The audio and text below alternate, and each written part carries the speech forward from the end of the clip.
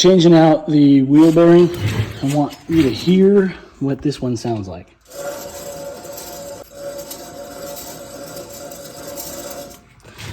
Definitely makes a lot of noise. It was doing some howling and some squealing while I was driving down the road. Let me get you guys caught up.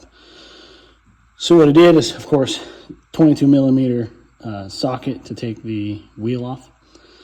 Get all those, we get the 5 lug nuts off, and then we take a, we get 13/16 socket to take the caliper bracket bolts out. Remove that from the rotor, and then we just remove the rotor.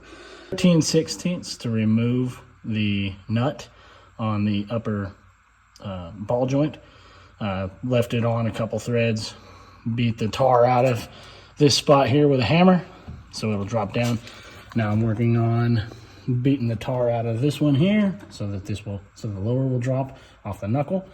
After that, we'll get in here and we will remove this bearing.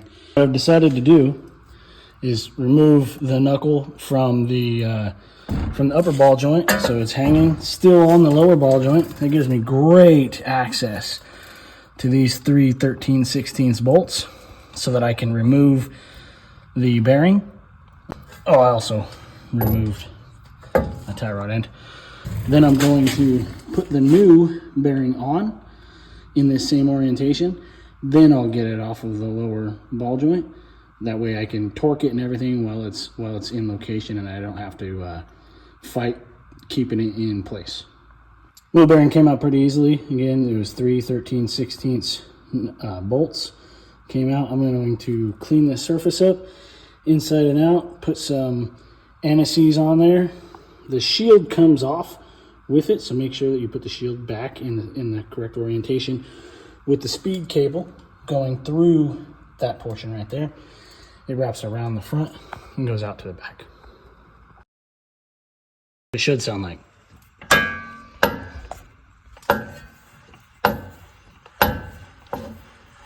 Quiet. Everybody know that I am now a Dirty Diesel custom dealer, and on my webpage, if there's a Dirty Diesel part that you want, it's not on my webpage, find it on Dirty Diesel's webpage, let me know about it. I'll get it on my webpage and I'll sell it to you at a discount.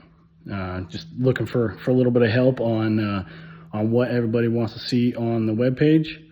Let me know. I'll hook it up. If you help me out, I'll link my webpage at the bottom in the description. Let me know. Thanks.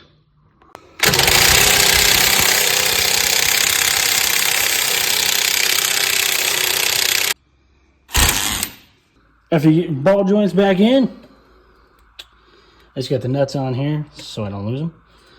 Now we'll just put that knuckle back on.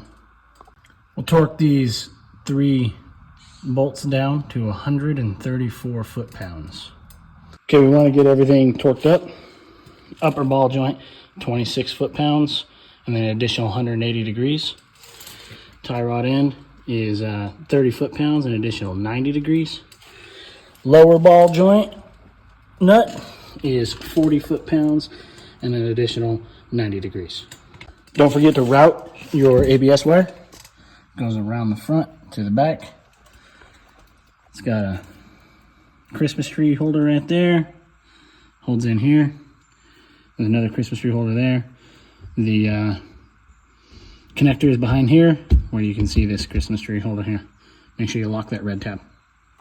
Once you put your rotor on, then you put your caliper bracket on. I usually take a C-clamp, compress my pad just a little bit, compress those pistons just a little bit. Make sure you take the cap off your reservoir so you don't overpressurize. I like to put a little bit of Loctite on my caliper bolts. Torque your caliper bolts to 130 foot-pounds. Then we'll get the wheel on and we'll torque the lug nuts to 130 foot-pounds.